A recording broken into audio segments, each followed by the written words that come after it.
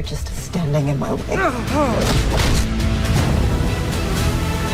I'm not here by chance, Father. Everyone is born good. They just lose their way. Don't turn this around on me. You've picked your side. Last chance, Father. So whatever happens tonight, at least I can say I tried. Can you say the same?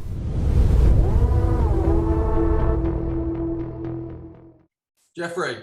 Steve, good morning. How are you, sir? Good, man. How are you? I'm fine. Glad we finally connected. Yeah. Well, thanks for joining me today talking about Confession. Man, what excellent thriller. I mean, I felt like it was on Broadway. I thought I was watching a play at times. It was that gripping.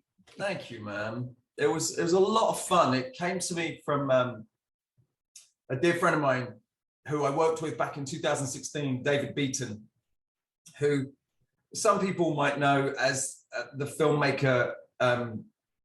He changed his name. He had a writing name, and he was known as Ronnie Thompson. And but his real name was David Beaton. And he started out as he was a prison warden, and had always written and wrote 3 novels about prison life. And they thought David Beaton was too nice for prison, so they made him Ronnie Thompson. And so when I started working with him again, he'd sort of gone, no, I can be David now. So there was this kind of funny thing of like, Ronnie, David, sorry, Ronnie, and everyone was like, why do you keep calling him Ronnie? But yeah, so he sent me the script during the first lockdown, March or April. He said, look, I've been trying to think of something that would be really cool, set in one location with you know, small actors, splinter unit, perfect to be shot during COVID. And I mean, honestly, the first script that I got was already like, first draft was really strong. Well, your character is Victor Strong, you know? Yes, yes. He was really Victor Strong. Yes, and he's making his last stand at a church. And I mean, his whole life is coming down to this one evening at this church, isn't it? Yeah, what I loved about the story is that, as you know, it unfolds in real time. So we see a man arrive at a church. We realize that he's shot, and he comes in, you know, you see Colin behind you there, the wonderful Colin Meaney. You see him ask that man to lock all the doors to his church. And then it plays out, and we start uncovering all of this stuff that is part of Victor's world, who is sort of a gangster, and we learn how he got shot, why he got shot, and then it all sort of slowly like kind of evolves from there. And it's hard to talk about because it is very hard to talk about. There's some twists I wasn't expecting in this movie. Me too, you know? me too. Yeah, so, you know, but Strong has many regrets, you know, and it seems like he's trying to, like you said, in real time. I mean, there's very few movies that do that, like, you know, High Noon and comes to mind.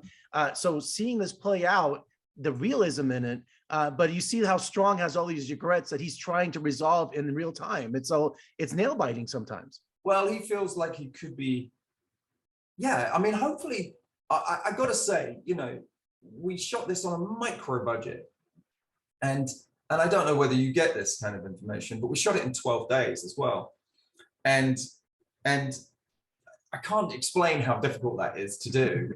You know, because you follow film, but you know that's shorter than an episode of True Blood was to shoot. You know, it's like wordy. You have a very wordy, and it's a feature. And you know, there's one kind of extraordinary scene between myself and Colin that was 27 minutes long, and the takes were 27 minutes long. Which, if you think about it, just in terms of like resets, blood, props being changed, the camera getting put back to 1, making sure that everybody's got, you know, the makeup is correct for the beginning of the scene. When you times that 27, you know, through the day, you're only going to get a few takes of it. Or And we only had one camera. And staging in a church could not have been easy as well. Well, also, you know, I thought Dave did a really good job of making the church a character, you know, and not making it super static, not making it just feel like a play, trying to also kind of create this sort of fourth, fifth, sixth character of tension and sound and light and God, you know, because we're in a church. And lighting was a big issue. It lit that church, the blues and the whites. I just, that was really set the tone. And he did a beautiful job. And I didn't know this, but there were some sort of sections of it that we shot, because it takes place at night. Everybody, if you're when you see it, it takes place at night, but we were shooting some of it during the day. And so what I learned was that if you have, I haven't got anything here, but you know, light is measured in lumens, right? So a candle has a certain quantifiable number of lumens, and a bright light has a quantifiable number of lumens. But if you've got a candle on at the same time, it means that when you grade it, you can bring everything to the same level, right? And thus it kind of creates dark. It's really interesting how they did it. It was all up there on the screen, man. It's just, I could tell the lighting in it with the candles. It was brilliant staging. And finally, tell me about Cole Meany. I mean, to me, he's always going to be one of the stars of the greatest movies of the 90s, you know, The Commitments, but also he's also Transporter Chief O'Brien to me in Next Generation. I'm a big Star Trek fan. Yeah. And this is outside his comfort zone. I thought, you know, playing a priest, it was kind of messing with me, you know. He's a wonderful actor. I first saw Colin in The Commitments, and in fact, that trilogy, The Van, Snapper, the Roddy Doyle trilogy, he's incredible in that trilogy. He also, of course, was in Con Air. So he was entertaining me with amazing stories about Malkovich, who's one of my absolute heroes, and talking about Malkovich and that whole crazy time. And and when Dave came to me with the script, we knew we were going to be super low budget, and I just said, we need a proper old school, like somebody who's going to be able to hold their own and do this. And we wrote 3 names on a piece of paper that who we would want, and Colin was top. Well, great choice. I mean, and it was lovely because as I said, we were shooting during quarantine, and nothing in England was open. It was complete lockdown. No restaurants, no hotels, nothing. And so they put us on this golf course that was closed.